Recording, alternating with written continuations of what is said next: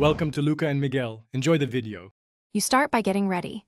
Make sure the case and buds have charge and the right silicone tip is on each bud. Position yourself comfortable, tilt your head slightly to the side to open the ear canal. Hold the bud with the ear wing upward and the stem angled down.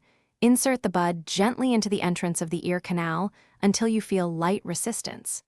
This initial placement matters because it sets the seal and prevents pushing too deep. Once done, rotate the bud back and slightly upward, about 45 degrees to lock the tip against the ear canal walls, which creates the acoustic seal you need for bass and noise control.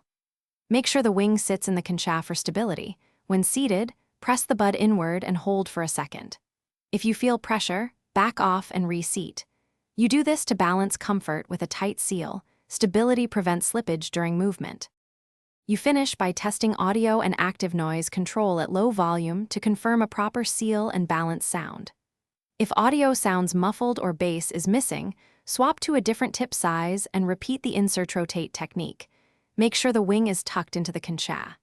If a bud disconnects or behaves oddly, place both in the case, close, wait 15 seconds, then repair. Troubleshooting tip: persistent discomfort or poor seal.